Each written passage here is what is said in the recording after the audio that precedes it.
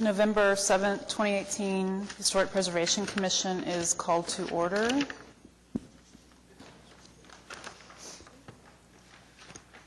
Paula, you call roll.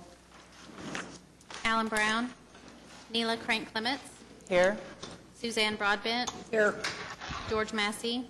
Here. Mary Jo Meacham. Here. Klaus Raman Phillip. Here. And Zach Ritz. You have a quorum. Thank you.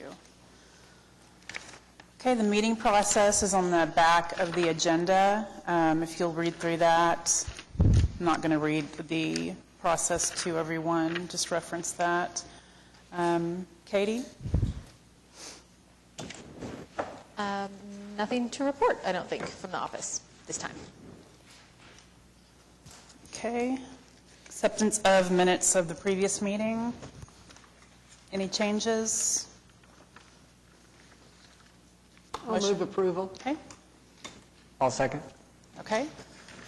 Motion by Suzanne Broadbent, seconded by Klaus Raman Phillip. All those in favor?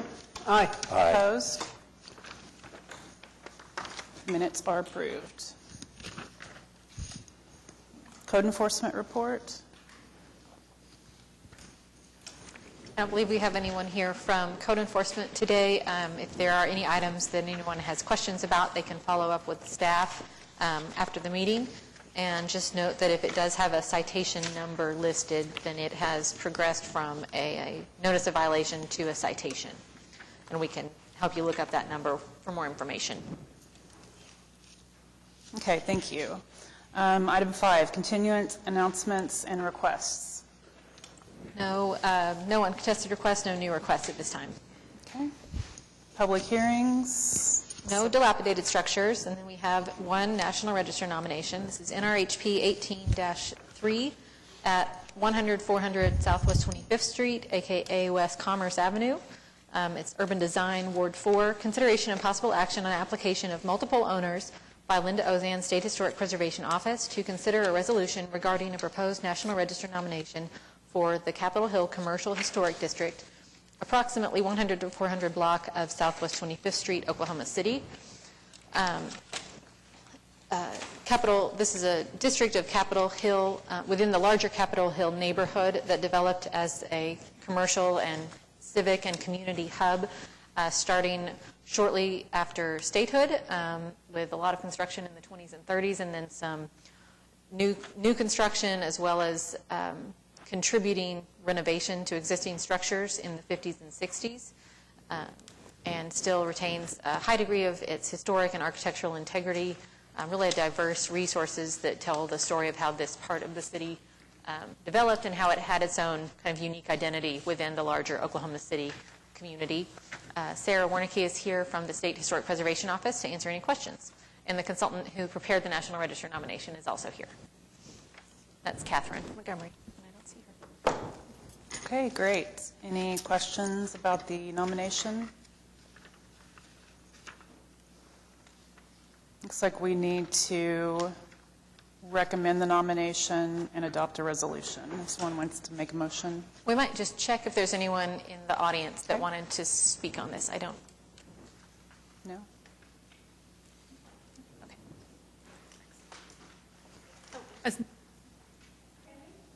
Sure. Sure.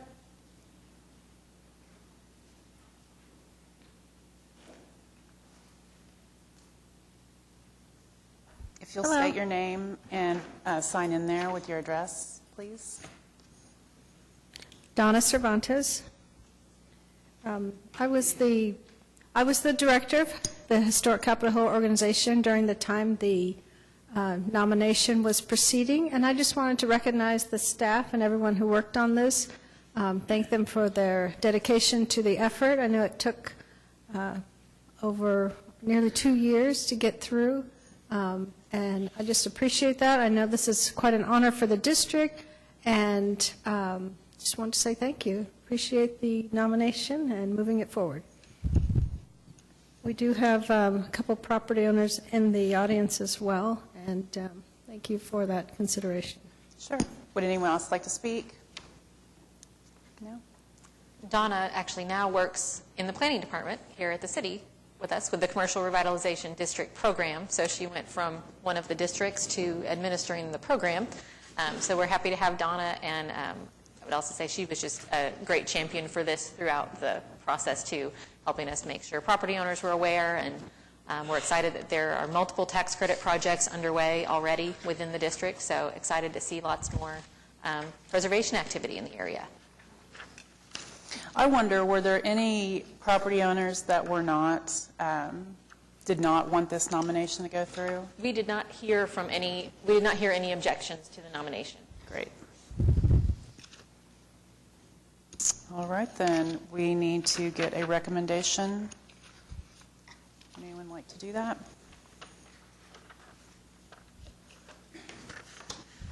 To move adoption of the resolution? Yeah, I'll move adoption of the resolution recommending the Capitol Hill Commercial Historic District as eligible for listing in the National Register of Historic Places. I'll second. Okay. It's been moved by Suzanne Broadbent, seconded by Klaus Ryman Phillip. All those in favor? Aye. Opposed?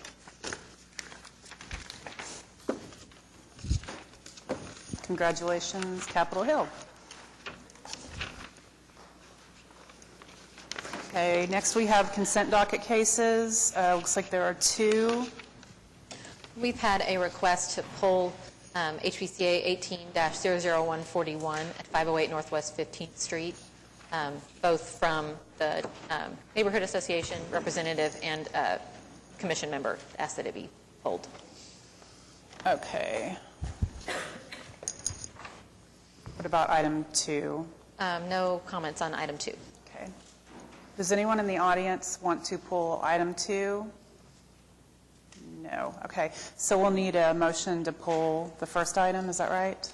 I think we just say it. Okay. Just pull it. So we're going to pull the first we item. can vote on the remaining item and then hear the item 1 of the consent docket under cases for individual consideration. And that'll be heard first? Yeah. Under those? Okay. Great. All right. So item 2, unless anyone wants to pull it or has comments, we can move to approve that. I make a motion to approve the consent docket limiting that to item 2. Okay. I'm trying to pull. I want to have some questions about the first one. We pulled it. Okay. Yeah, we pulled the first one. So Mary Jo has made a motion to approve item 2 on the consent docket. We need a second. Second? Okay, seconded by George Massey. All those in favor? Aye. Opposed? Okay. If you're here on behalf of item 2, that's HPCA 18-00167 at 815 Northwest 39th Street, you have been approved, and you may leave or you may stay. Okay, great. So now we're on item D, cases for individual consideration. Looks like we will hear the item we've pulled from the consent docket. HPCA 18-00141 at 508 Northwest 15th Street, Heritage Hills, Ward 6.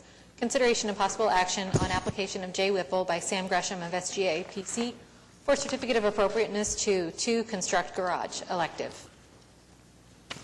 And you do have a letter from the Heritage Hills Preservation Review Committee at your seat.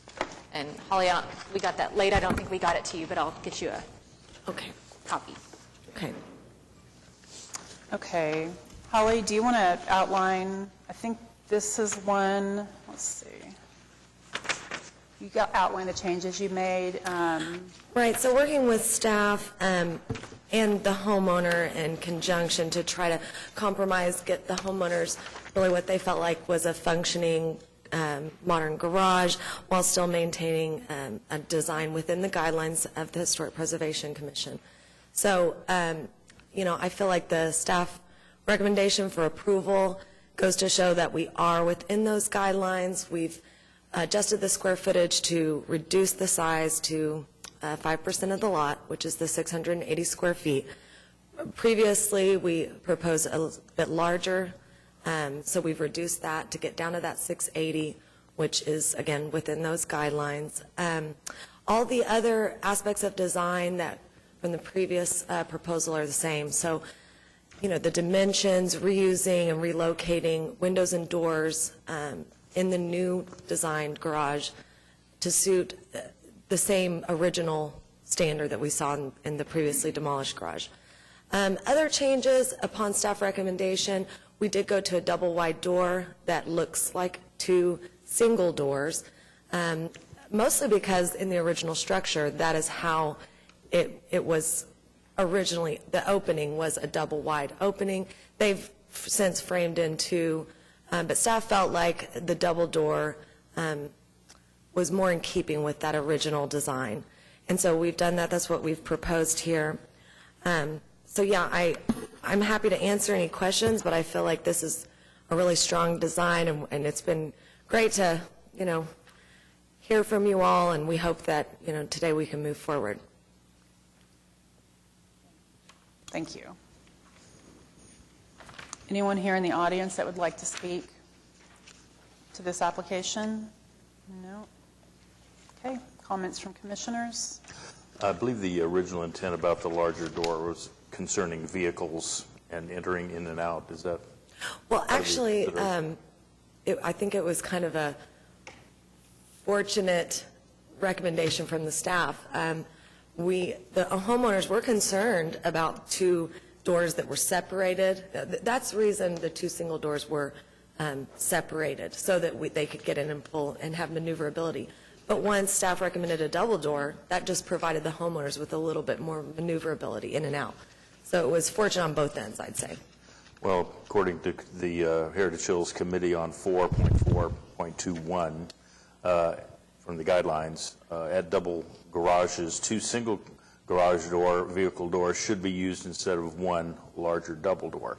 Correct. Considering what you're trying to do, and I can completely understand that. Sure. I think this new garage is going to be wider than the original one. Is that correct? Slightly, yes. And deeper. I think we talked about it being deeper for vehicles to. Well, when we reconfigured it, we were able to maintain 24. What we did was just modify it on the interior. So the walls actually in the new construction will just be thinner, because the previous construction, they tacked on a bunch of additional framing and stuff. So even though our outside out-to-out dimension 24.4 is only, let's see, it's 4 foot deeper than the original, but I think we'll still have plenty of room to park in this new. And so the way we offset that was narrowing it slightly, but still keeping the proportions of that original design. Well, the original door was obviously before historic preservation. Correct. I would assume, correct? I think it would be better in keeping with what we're trying to do in historical integrity of this structure is to have 2 doors, but make them larger to keep in with the ratio of the overall building. I think that would accomplish what you're trying to do for the vehicle width and, of course, the length. I think 2 doors would be better, in my opinion, so does Heritage Hills. Well, we actually put forth a design with 2 doors, and if you'll remember, that was continued, and there was some discussion about it. I tend to agree with staff that that is a unique circumstance to this original structure, is that it was originally framed as a double opening. So even though 2 doors in every other garage is probably, more desired for the guidelines, in order to maintain the look of this garage, this original structure that we're trying to not just recreate in a sense, and we went with that double door. And again, that was upon staff recommendation. So I really feel like this is what's going to work for recreating this garage to its original structure. I'll chime in because this is something that we talked about quite a bit. Initially, they had proposed 2 separate doors with a center post, and getting that center post in there at a dimension that was functional, in staff's opinion, created a very different looking elevation to the facade, to the garage. That it changed the proportion of the opening. It changed the way that the openings on the first floor aligned with the dormer on the second floor. It did not look nearly as similar to the historic garage as what they have proposed now, with a double width door that has kind of a simulated center post, similar to what's there now. The opening is framed in as a single opening. You know, many of our historic two-car garages, as that guideline references, have two single doors with a center post that's 1 foot, 2 feet wide, and that's kind of the rhythm of a lot of them. And that guideline is a should. This garage doesn't have that and didn't have that historically. It has a double wide opening with two doors set within the opening with a very narrow support in between the two doors. So staff felt like keeping the visual appearance of that opening and those doors was a better replication of the historic condition than having two separate doors with a wider center post between them. So that's why we went back to evaluate that. And I have my notes from last month, and it wasn't just a staff recommendation. That's something that the commission also I remember. did suggest, so. Yeah, I think we specifically were looking at the proportions and that center post, and on the existing, that center post is so narrow. Correct. Having a double door, I think, essentially gives you the same character. That was the idea. And if you compare the existing north elevation with the proposed, they are quite similar, with the exception of the removal of that flat panel door that was added who knows when. The historic door will be relocated in the new elevation, restored and put back in place at the same dimension from the garage door that we could get, or proportionately. Okay. The dormers remain, the pitch of the roof remains the same. All the materials that we can salvage, we will. All the trim will be matched identically. And we've provided details on all of those so that contractors will maintain those dimensions. What percentage of materials do you expect that you'll be able to salvage? You know, the roof is new, so we'll just skip that. I think a lot of the wood trim around the house, the window trim, you know, maybe over 50% of it could be salvaged. The siding, it may be more difficult to salvage, but, you know, maybe 25 to 40% of it could be salvaged. But, you know, given that it's wood, we can really recreate that quite simply, even with today's building materials. Okay, other comments for or against?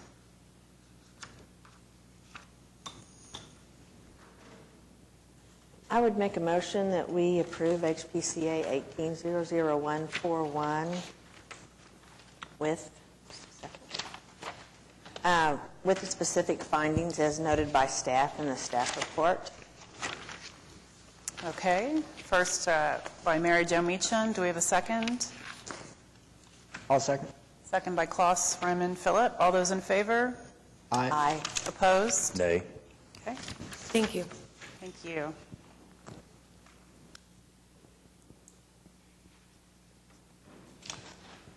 Okay. HPCA 18-00125 at 800 Northwest 38th Street, Crown Heights, Ward 2. Consideration and possible action on application of Lance Brothers for certificate of appropriateness to 1, apply lime wash to brick, elective. And the staff report had recommended a continuance here, but we did receive photographs from the applicant earlier this week showing a sample that they were able to prepare of the lime wash, which was one of the things the commission had requested. So some photos of that have been passed out at your seats, and I have some additional pictures here that I'll pass around, and then the applicant is present to answer any questions. Hi. Okay, so we have photos, the test sample, which is one thing we did request.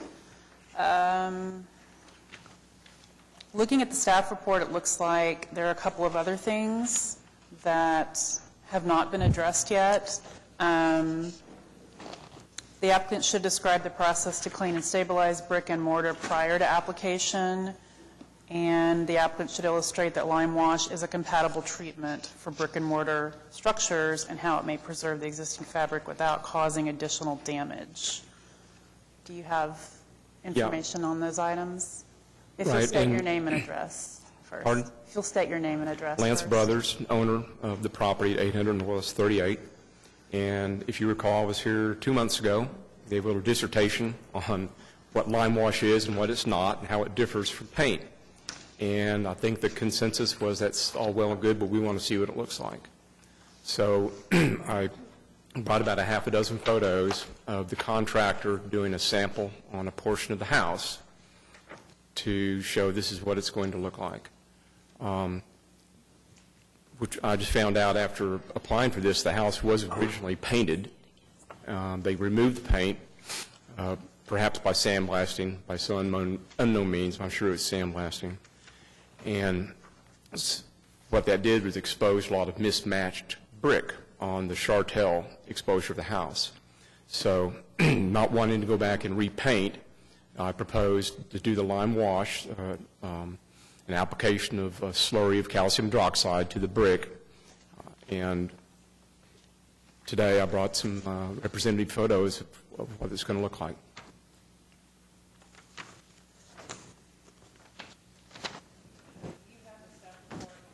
Do you have the staff report in front of you?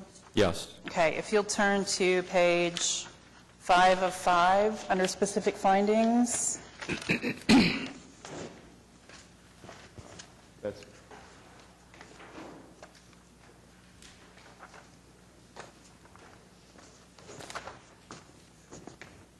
right. Items 5 and 6 were the two that I read, and I still don't, I'm not sure that I'm hearing an explanation for those. I'm not sure that you're providing any more information. So should I go back down this list again? Items 5 and 6. 6. Yeah. Okay. Yeah, just look Yeah, at and this. as far as cleaning and stabilizing the brick's in relatively good shape. It's not spalling off, anything like this. The mortar, there could be some spots of missing mortar. We'd reapply the mortar, not having to remove existing mortar, just patch a few little holes. And then once the lime wash is applied, any obvious mismatch of the mortar would be obscured by the lime wash. And yeah, and I had gone over number 6 in September also, that the lime wash is a slurry of calcium hydroxide applied to the brick. Brick's a ceramic. It's aluminosilicates and sand, essentially. So the lime, instead of providing a impermeable barrier as a latex paint, it just simply adheres to the brick. And in the photo which I brought, it's not a complete covering of the brick, because I want as much of the red brick to show through as possible. If the didn't have this mismatched brick, I wouldn't propose to do this at all. So the lime is just a way of masking the mismatched brick, and it just is this very small particle material, about a 3 micron.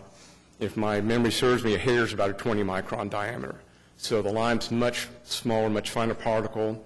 It adheres to the brick for the high surface area of the brick, and it forms actually a chemical bond. It forms a calcium silicate surface to the brick. So if you wanted to and remove it, which I had gone over previously, it's just a dilute acid solution will remove the lime from the brick, because acid or lime is soluble in acid. So that's, I guess, essentially 5 and 6 from my perspective. And the acid solution removes the lime wash or the paint? Pardon? The acid solution you just mentioned, Oh, that removes the lime wash? It won't remove paint. It would only remove the lime. I see, okay. Yeah, the calcium hydroxide. Okay.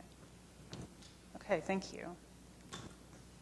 Other comments? I would just like to add that I think what I said last time was that the style is the Monterey style, and it was very common for it to be painted. In fact, it would have been, in my opinion, unusual for it to be red, because when the brick is left unpainted, it has more of a look of a colonial revival, and that's really not the style that they, I think, that was intended. So I appreciate your problem and think that this could be a method of fixing the problem and not really harming the original intent of the design. Right, I appreciate that. And also, in the original presentation, there was a house 2 blocks away which had a lime wash applied similar to what I want mine to look like, and it looks great. So this wouldn't make it sound like a sore thumb or anything. It's kind of still blend into the neighborhood. I do feel it's an excellent alternative to have uniformity to the entire home, and to kind of cover up some of these other problems that you had. It mentions here that a qualified professional has not yet been located to perform a test patch, or you had Yeah, it was Lincoln Construction, and they had an individual who had done this before, and he ordered, you can just take a bag of lime from the lumber yard and mix that with water to slurry it up, but he already had a source with a pre-prepared material. And when I contacted, I didn't know I was going to appear today until last week. So I was on a real short fuse. I was told at the first part of October that I had missed this deadline for submission to appear today. And my understanding was I was already scheduled to appear today, so we'd kind of set that up. So I was on a short fuse.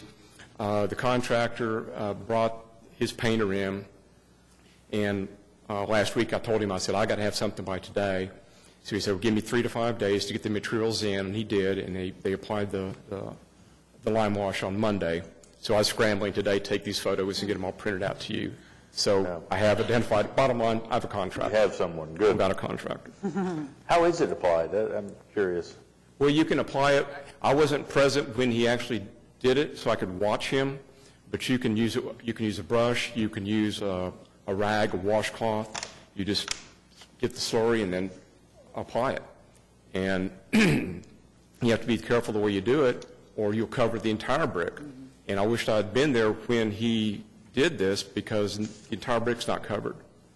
So I'm not sure exactly, what method he used, a trowel or how he applied that, but rag, paintbrush, trowel, anything like that. Be interesting to know. I just want to add to George's remarks that it would be unusual if people did additions or made other, fenestration and then took some brick that didn't match and patched it back if they didn't think they were going to paint it or something. I mean, it would be kind of unusual. So that also leads me to believe that early on that those changes were made with the idea that, well, it's not going to really matter what the brick looks like because we're going to paint it. And then for some reason it remained unpainted. That may be the case, and also there's been additions to the house since it was originally constructed. So, and that could be another explanation as to why the brick doesn't match. And it's definitely superior to painting, I think, since it can breathe and is a little porous. Yes. So it seems like a good solution to fix an uneven brick. And I do remember we discussed the mortar. There's some areas that looked like it was damaged. It sounds like you have a plan to address those areas. Okay. Is there anyone in the audience that would like to speak on behalf of this case? No? Okay. Staff have recommended a continuance. It seems to me that the applicant has addressed a lot of those concerns. Sounds like the commissioners think that as well. Thank you for the photos that you brought today. So is there anyone that would like to make a motion to approve? I would make a motion to approve HPCA 1800125 with the specific findings, which I will have to list individually. That the applicant has found a qualified professional to perform a test patch and has presented it to the commission for approval. That I guess it would be a unique circumstance that while what do I want to say? That a lime, what are we calling it? A lime wash is not specifically addressed in the standards, that for this specific situation it appears to be appropriate. That the painting of the unpainted brick,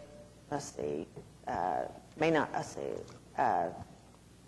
I'm going to say that the applicant has provided enough information and to inform the commission that it will not trap water vapor like paint would. That the original condition may have been painted brick. And in this On number 5, I would like for the applicant and the staff to work out a statement of how they're going to clean and stabilize the brick and how the mortar would be, any repointing would be done. If you could just work out a statement that could be included. So is and that a agreed upon. condition? That would be a condition, yes. And okay, I think we've already talked about that the lime wash is compatible. And number 7, that finding too was illustrated by the information submitted, the photos, the test and the photos, and number 8. So is that clear? Number 8 needs to be altered just a little. Oh, okay. The appearance is appropriate.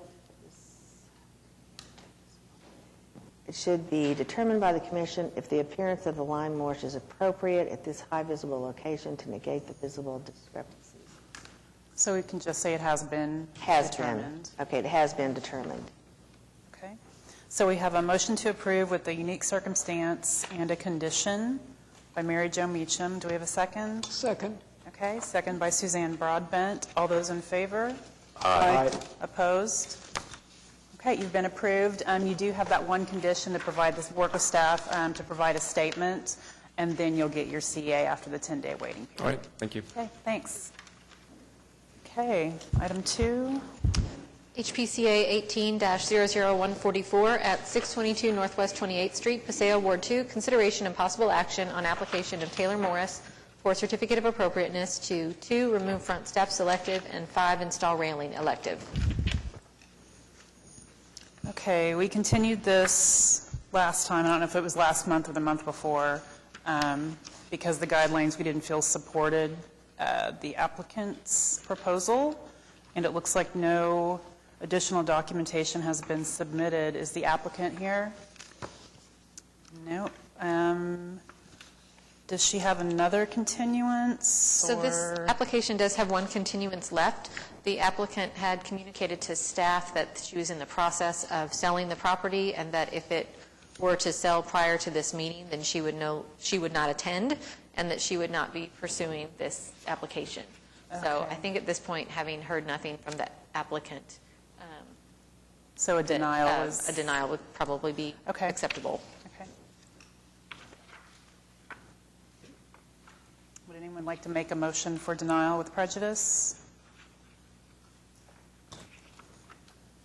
I move to deny HPCA 18-00144, items 2 and 5, with, which one? With prejudice. With prejudice, with the specific findings that the proposed work will have an adverse effect on the historic character of the district and is not consistent with the provisions in the guidelines and not in compliance with the relevant sections in the municipal code. Okay, motion made by Mary Jo Meacham. Do we have a second? Second? Second by George Massey. All those in favor? Aye. Opposed? Okay, has been denied. Item 3. HPCA 18-00157 at 1612 Classen Drive, Heritage Hills, Ward 6.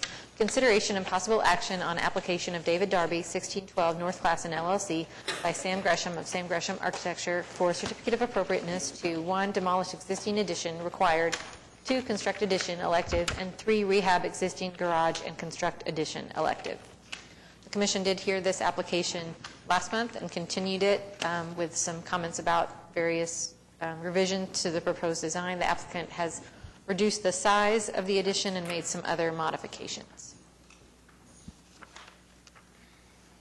All right.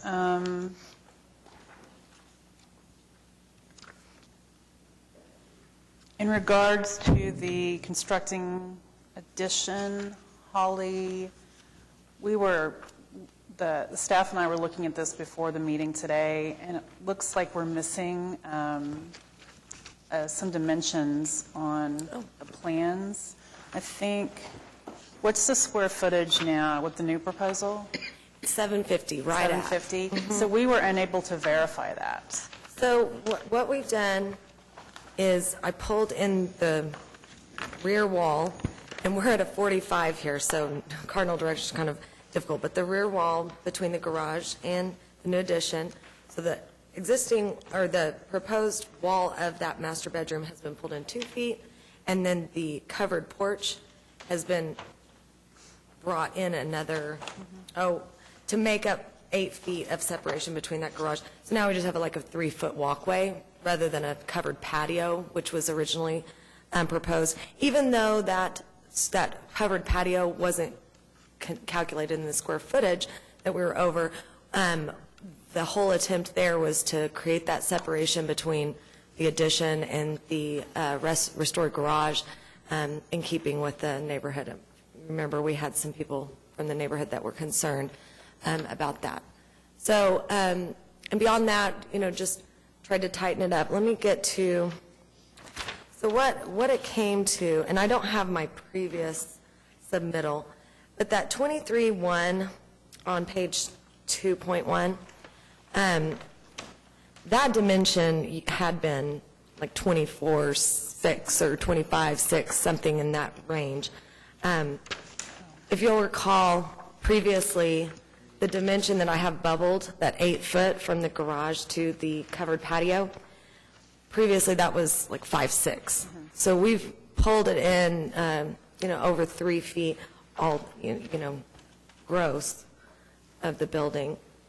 And so now and I can assure you that square footage is right, because I calculated it over and over and over just to make sure. Okay, hold on. Katie, which wall did we not have a dimension on? So we were trying to quickly do like 8th grade geometry class, and I think where the addition kind of jogs at the master closet, the laundry, the linen closet, there were lots of little chunks to add up, and so we couldn't quickly just do, okay, this times this plus this times this equals this. Correct. So kind of said, if this gets approved today, we would want to just verify with you, make sure we have all those dimensions correct. Certainly. So that our math all adds up right. Yeah, because oftentimes, and I'll just tell you all this, when I calculate square footage as the footprint, so the edge of the framed walls, but when we dimension for construction purposes, we usually dimension to the center line of the wall. So that square footage, in other words, that dimension, if you just pull, my interior dimensions, they'd be to the center line of the wall. So it might be a little hard for you all to calculate, but I'd be happy to work with staff and make sure that we're hitting that 750 on the dot. And I don't know if you mentioned this, but you eliminated the second story portion as well. So, yeah. So, my clients felt that the master suite addition was more a primary item of the addition rather than the second floor. In fact, I was the one that suggested the second floor. And I know staff is concerned about, the proportions, and I felt like last meeting, everyone really liked the design. Of course, it came down to the square footage being an issue, and then the distance from the garage. Now we're within the guidelines on square footage, and we've increased the distance from the garage. And what we're left with is this one-story addition. I would argue that it does suit the architecture, and rather than, not be in proportion with the existing structure, it just more emphasizes what the original structure is in being only a one-story addition. And, I think we just are really hopeful that Commission recognizes that we've done our best to kind of get where we need to be to get approved. This house was in such disrepair. I would call them saints for taking this project on and trying to restore. Okay, we do have a letter from the Heritage Hills Code Compliance and Preservation Review Committee. Is there anyone here in the audience from that committee that would like to speak? No? Okay. So staff had recommended approval on the garage demolition and to rehab garage and construct addition to garage. Any of the commissioners like to comment on those two items?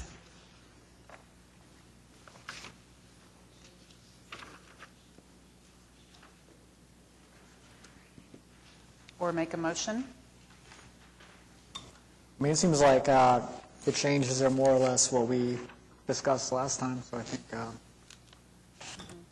they're in line with what we recommended, and so I'd be happy to make a motion. I feel like we need to also take it, to some degree, take into consideration that there was a structure there before, and, what we would have done if that would have remained in some fashion is certainly an improvement. But I think that it fits well, and I think that they responded to the comments from the neighbors. Katie, could you just explain a little more about the garage doors?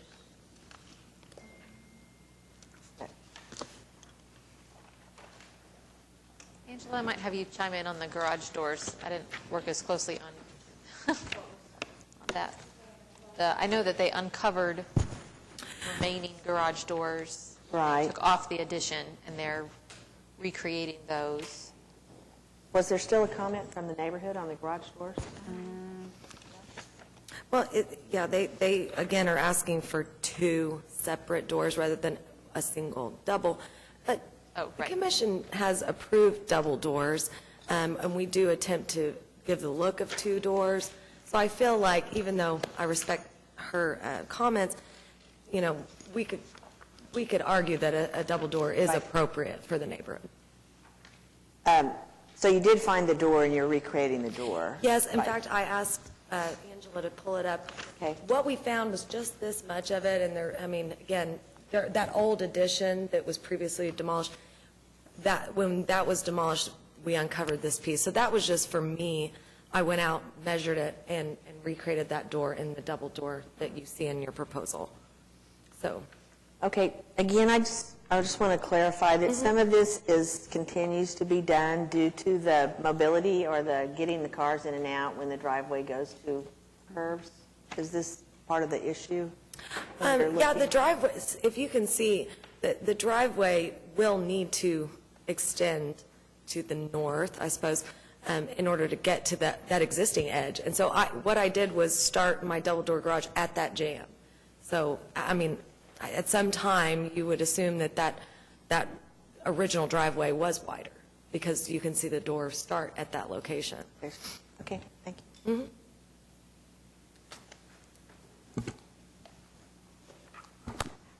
The driveway for this property is not extraordinarily wide either, and even though the dumpster was there, as far as I could tell from the street, only half of that garage door is going to be available for view. It's just a pretty narrow, tight space at this time. That's why staff went ahead and recommended approval, since she had proposed a door that has the appearance of 2. Okay, staff is still, or the specific findings list that the proposed addition is not compatible in proportion or relationship. Are we? I think that's just open for the commission to determine. If you all feel comfortable with it and feel that they've made the revisions that were necessary, you can just change the is to a is not. Okay. Thank you, Katie. Okay. And window documentation? Yeah, I'll be sure and provide that. I spoke with Angela about it kind of last minute. Again, I don't know if y'all remember, but I had like a 3-day turnaround on this, so it was like really quick. And I'll be sure and get that in before I'll work with staff to get that done. Okay. I would make a motion to approve HPCA 1800157. Item 1 and item 2 with the specific findings as noted by staff and the staff report, and the unique circumstances for item 3 concerning the garage's alterations and the use of the simulated divided light windows will have no adverse effect. And approve item 2 with the following specific findings as submitted by staff in the staff report. I agree with 1, 2, and 3 to change that on number 4 that the proposed addition is compatible. Number 5, 6, and 7 agree. Number 8, change that to it does relate and is compatible. And that number 9, that window documentation must be submitted, actually, that should be a condition, that window documentation must be submitted before the CA is granted, Released. whatever. Okay. Okay, motion by Mary Jo Meacham. Do we have a second? Second. Seconded by Suzanne Broadbent. All in favor? Aye. Opposed? Thank you. No, you're Thanks, good to guys. go. Okay, item 4. HPCA 18-00162 at 436 Northwest 27th Street, Jefferson Park, Ward 2. Consideration and possible action on application of Richard Russell, Blonde Ambition LLC by Jason Harpence of Jason's Outdoor Management for certificate of appropriateness to 1, install fence in backyard with light fixtures at gate required, 2, install fence in front and side yard required, 3, construct trash enclosure required, and 4, replace paving required. Okay, so Katie, all of these items have been done? 1 through 4? Yes, I believe all of this work has been at least initiated, if not completed. Okay, so we have to consider this as if it has not been initiated or completed. Okay, are you the applicant? Yes, ma'am. How are you? Good, what's your name? Jason Hartpence, here on behalf of 436 Northwest 27th. Okay, did you sign in? I did, yes, ma'am. Great, thank you. Okay. Jason, you've read the staff report. Do you have comments? I'm more than happy to go through it one by one. If we want to start, the first one here is install a fence in the back and rear yard, 60% of the side. I worked with staff there. When we look at one of the back pictures, we made some changes. Matter of fact, this picture right here, we originally had it to where the smooth side faced in. We created this to be just a little outdoor patio area for the tenants of this 8-plex to have outdoor seating. And so we had the nice side, the smooth side facing in. Back behind here, there's an alley. You can kind of see some of those pictures in the alley. It's, I would say, a rough area. It kind of created, tried to make it a secure area, kind of closed off kind of a thoroughfare walkway to keep some of the foot traffic from going. You can see down the alleyway right there. The few days we worked at this property, about a week and a half, a lot of foot traffic in and out, what I would refer to as transients, people that didn't belong, that weren't part of the residential area. So after talking with the tenants and the property owners, we decided to kind of create more of a secure facility for the tenants. We put up the back fence. In doing so, after speaking with staff, they recommended that we change the facade. Being the back alley, we need to make the nice side face out. So we went back after the project was complete and put the nice side facing out to be in compliance with that. So now everyone that travels that terrible-looking alley gets to see the nice, pretty side instead of the tenants get to seeing it on the back patio. There was one thing I did note. If we look at another picture, this picture right here, that was taken. That we got flagged on that. Seeing the rails right there, and I didn't understand that. Obviously, we can make that change by switching that around and putting those the nice side out, as I would refer to, or just simply ask the tenant there to the west or the property owner to the west to bring that section forward. Just a small obscurity, but it was noted in ours that could be seen from the alleyway. Just a question to the commission. Very new to this. I had wonderful, wonderful staff that helped guide me through a lot of these processes, and so thankful. But obviously, from this angle, looking directly on, you can't see that at all. So, if there's any further information regarding that, just let me know. I'd be more than happy to make that change as well.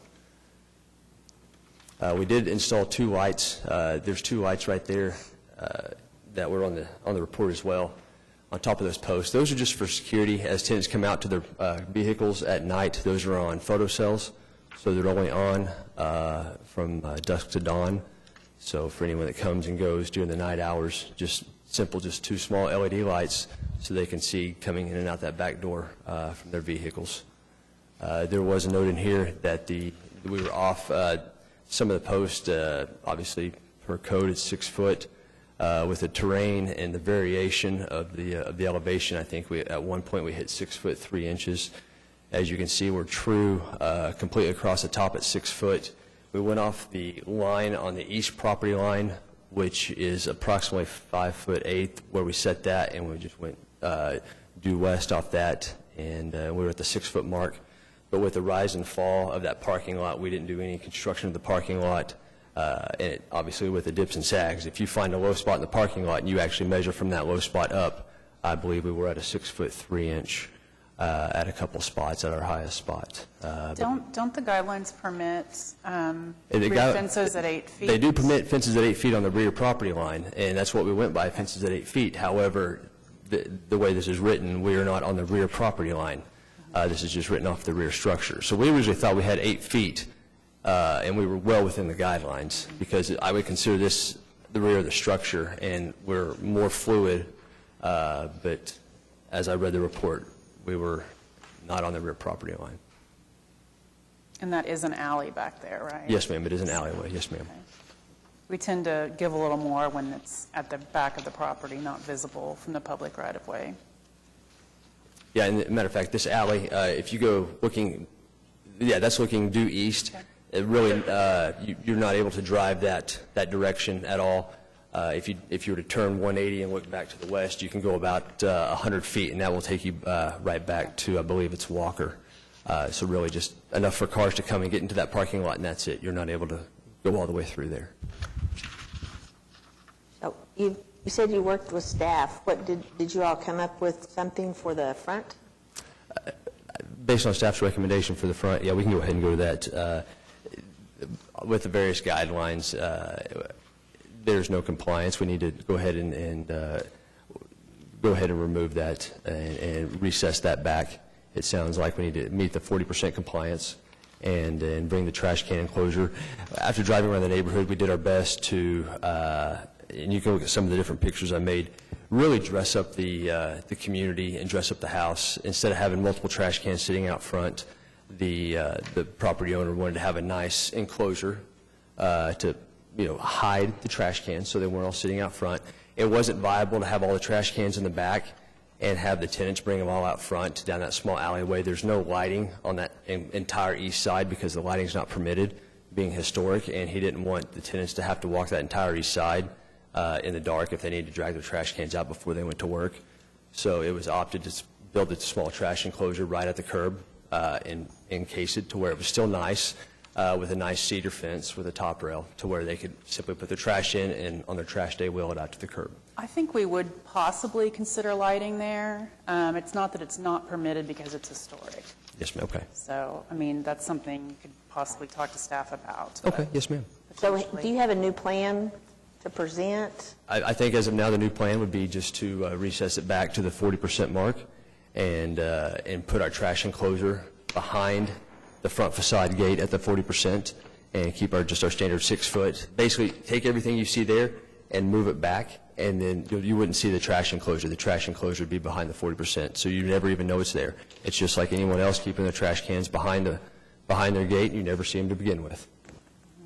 Angela? And we would meet, and this is, go ahead, I'll defer, my apologies. If he were to accomplish that, then it would be an administratively approvable item. Okay. However, lighting facilities at that side would normally not be something that staff would have any overview over.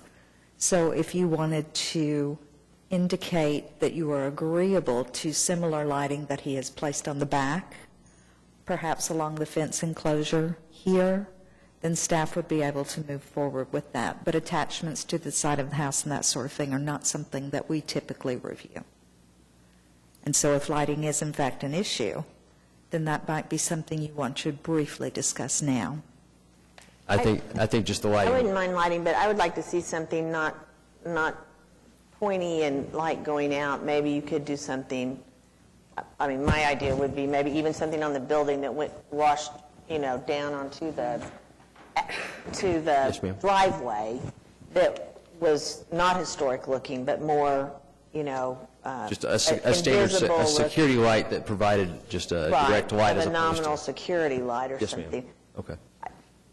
I don't think that, but I don't know, Katie, could staff approve that light, or do you want to bring it back? Do you need more direction? We have the ability to administratively approve some exterior light fixtures that are compatible with the building and that sort of thing. So I think we can definitely work with the applicant on a solution, and then if we can't find something, it would have to come back. But I think if the goal is to get the fence and the trash enclosure on this side here set back, then that's something that we could administratively approve, and you could continue that item, and then in that window of continuance, we can work toward the administrative approval. Okay. Were there any other items that you The wanted only to other discuss, item was the concrete Yes. that was on there, and it was addressed as not the correct color or not matching. And as you can see right here in this picture, there's a few other pictures, and also I attached some pictures, the after pictures. Some of the pictures I had taken were just after we'd done some landscaping, and so you'll see some of the sidewalks are wet. But if you look up closer to the house, coincidentally, a contractor that did work before us had done damage to the front sidewalk, especially the sidewalk going from the front porch out to the street. And just a few months prior, they had replaced that concrete. This is the identical concrete, identical color, everything matches everything they had. Everything was approved after they completed. I looked into their applications, and you can see right here in this picture. So from the house all the way to the sidewalk out front, and then the sidewalk across the front, all that is new concrete as well. If we were to go there today, you can't tell the difference. It's all the same color. It all looks the same. I'm just looking for clarity as to where the difference is in the color or the wash.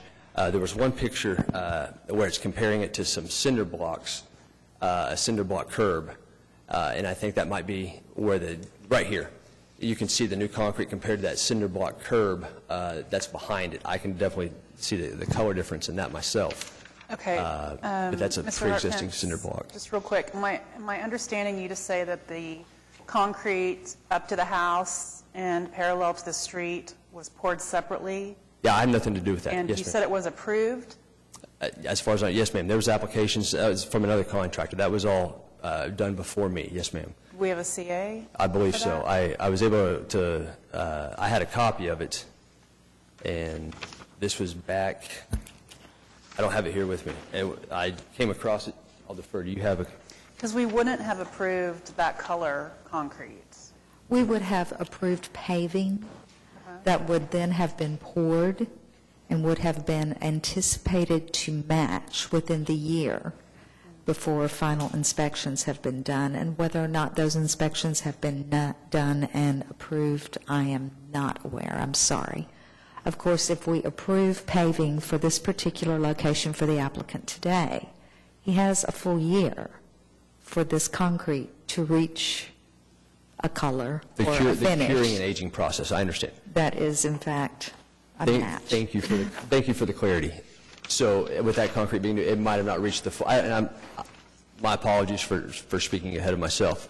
I don't understand the full approval process, so it might have not reached the final approval process within that 1 year. So. But normally we don't, I mean, staff has recommended a continuance because it doesn't match, right? There was a recommendation for it to be acid washed. I would just. Because normally we don't continue concrete or paving approval to wait to see if it's going to match in a year. Certainly, we wouldn't wait the full year to see if it's going to match. The final approvals would be something that would be discussed with the property owner at the end of that period. If the applicant is prepared to simply state that by the end of the period that it will match, then that's all we can anticipate generally, I suppose, is that the property owner, the applicant, has every intention to make sure that it does match. So I We're think a comfortable with continuance that. was recommended to allow for that conversation about the concrete needing to be brought into compliance, with the understanding that there are a number of different ways to accomplish that, and that he would have the full period of the CA. We'll make it happen. to Not a accomplish problem. that. Okay, got it. Thank you. Because if I'm understanding correctly, we're supposed to review this kind of as if there hadn't been work done. Correct. So if we would Correct. approve the paving, and we would make that recommendation that it matches, yeah. Okay. Okay. Continue all items so that staff has the opportunity to do administrative approvals, and then I think we can do that for items 2, 3, and 4. I think on item 1, The question was still the light fixtures and the height of the fence, which exceeds 6 feet in some locations, and the portion of the fence where the finished side is not facing out. It's just that one little segment that the applicant pointed out on the side. And he said that he's going to Well, get that right. Well, yeah, and that can be changed. So if that one little section, I mean, yeah, that's not a problem. We can change that in 30 minutes to be that little piece right there. Yes, if that makes everyone happy, that's not a problem at all. I guess my question is: Are we determining this to be the rear fence? Are we utilizing this as the 8-foot compliance because this is technically the rear fence? Or are we going to hold it to a 6-foot standard? Yeah, I mean, we do look at the guidelines, and we have some leeway. I mean, it's my opinion, it's at the rear of the property. It's not at the property line, but it's still at the back of the house. There's an alley behind it. You cannot see this from the right-of-way. I would be inclined to just be okay with this. So is it currently 6 feet with a high point of 6'3"? It is currently 6 feet. There's a couple. You're not asking to change it to 8 feet? No, it's done. It's 6 feet. You're just asking for the 3 inches. We're asking in a couple spots where the concrete dips, and if you were to walk out there, it'd be 6 feet and 80% of it, but there's a few spots where the concrete's low and the posts are high. Yes, ma'am. Okay. The maximum height, I believe, was measured was at 6'3" inches. Yes, ma'am. And then what's the height with the light fixtures? The light fixtures was an additional 24 inches, I believe. Yes, on those two, yes.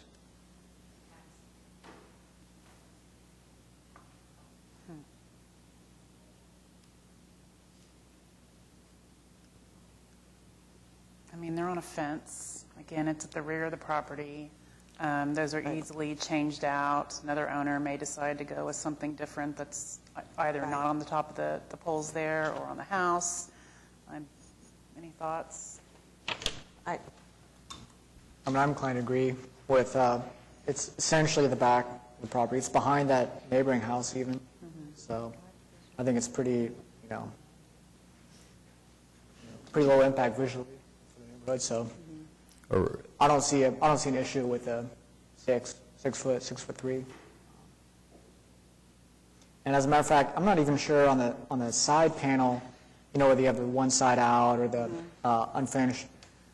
I'm trying to think of in other cases, like if you share a fence with a neighbor, you just kind of decide with your neighbor maybe who gets to have the, kind of pretty side on there. So I'm not sure if, I don't know, Katie, if you know of the guidelines. I didn't really look in here as far as what determines what side of the fence goes out, but it seems pretty low impact visually here as well. So It says the side of a fence, or 2.8.21, the side of a fence or wall facing the street or alley shall be the finished side. So, yeah, I guess in a way, that little portion is not facing a street or alley. It's facing the neighbor to house. the west. Yeah, so. So do we need to approve part of it?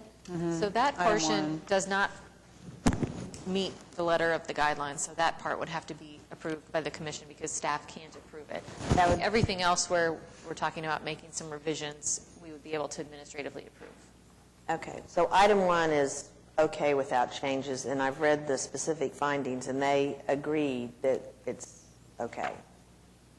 So I would move to approve item 1 for HPCA 1800162 with the specific findings as noted by the staff in the staff report. And can I go ahead and continue the other items? Let's do separate motions. Okay, that's been moved. Item 1 by Mary Jo Meacham. Do we have a second? I'll second. Okay, by Klaus Raymond Phillip. All those in favor? Aye. Opposed? Okay, item 1 has been approved. And now you want to take 2, 3, and 4? Okay. I move to continue items 2, 3, and 4 for HPCA 1800162 to be. So I would say do the January 2nd meeting, so we have plenty of time to get the administrative approval January done. 2nd meeting. So Yeah, sorry. Moved by Mary Jo Meacham, seconded by Suzanne Broadbent. All those in favor? Aye. Against? No one? So that you're clear on the continuance for those 3 items, you're not going to have to come back before us. You're going to work with staff for administrative approval. Okay, ma'am. Okay? I appreciate Okay. it. Commissioner, thank Well you. done. I appreciate your time. Thank you. Okay.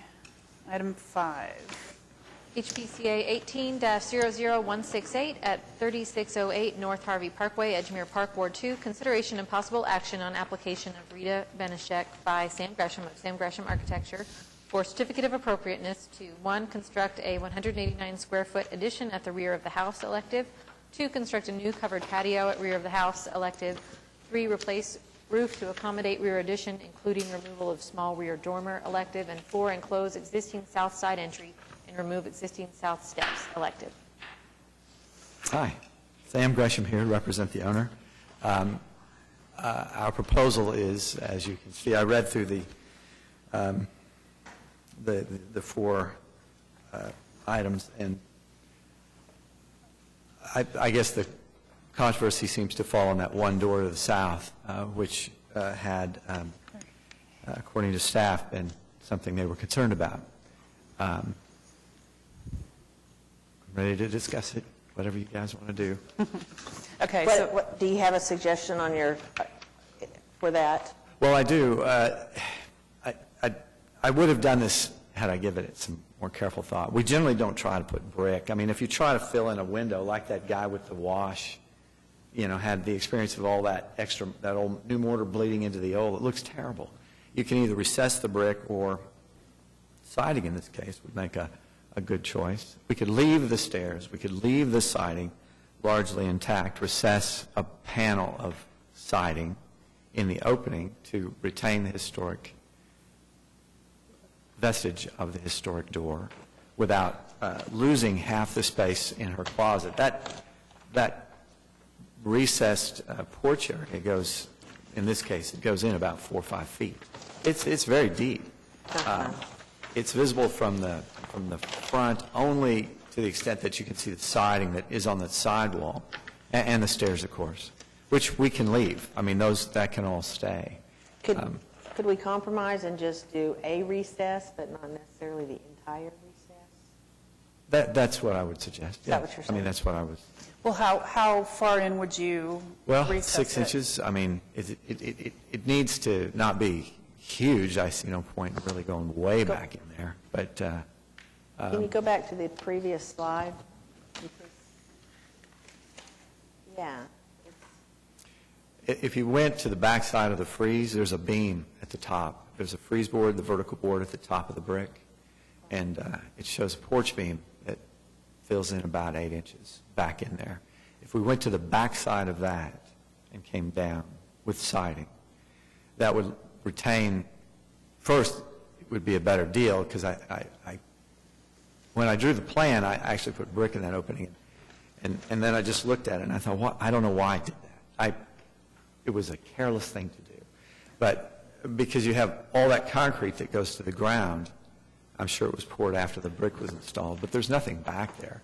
So removing the steps would be a problem, an expensive one, I think. And if we retain the steps, retained a recess behind that beam, and the sidewall that would still remain visible from the right-of-way, there would be no real visible difference or no meaningful difference between what is there now from the perspective of the right-of-way and what you see there. If you can, that picture right there, you can see the beam at the top, and you can kind of almost see its back corner. And I'm saying that if we use that as our recess point, we would have effectively what is historically, our historic condition. So, Katie, what are your thoughts on that? I think that seems like a viable solution to keeping that little feature, but still providing kind of the function that they were trying to achieve. Okay. We just need new, revised drawings that show that. I can do that. Okay, any other comments?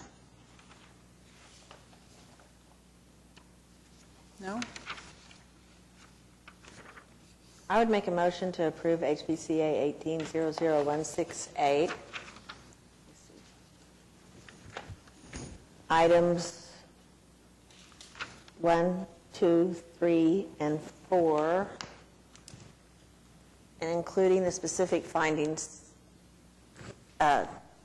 included by staff in the staff report, with a change in item 4, the conditions for item 4, that one, that the recess niche be retained and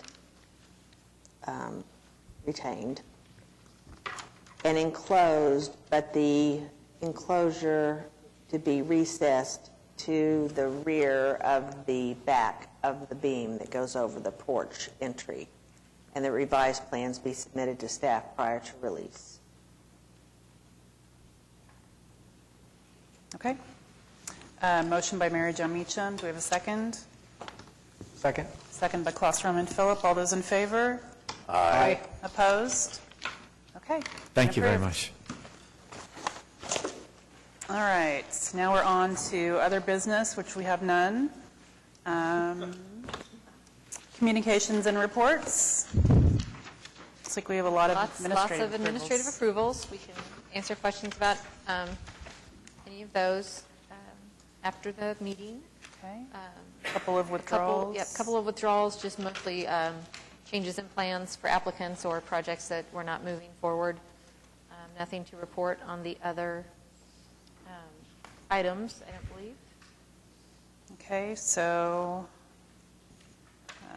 no administrative closures, no city council items, no board of adjustment, no planning commission, ad hoc committee. I guess it's Nothing to none. report there. Okay, municipal councilor? Nothing. Nothing. Next meeting date is December 5th, 2018 at 2 p.m. And new applications for this meeting were received on November 6th. Any new information on projects continued from today's meeting to the upcoming meeting must be submitted to staff by 4 p.m. Tuesday, November 13th. The next regularly scheduled workshop of the HP Commission is Wednesday, December 12, 2018, 11:30 a.m. Any items from commissioners?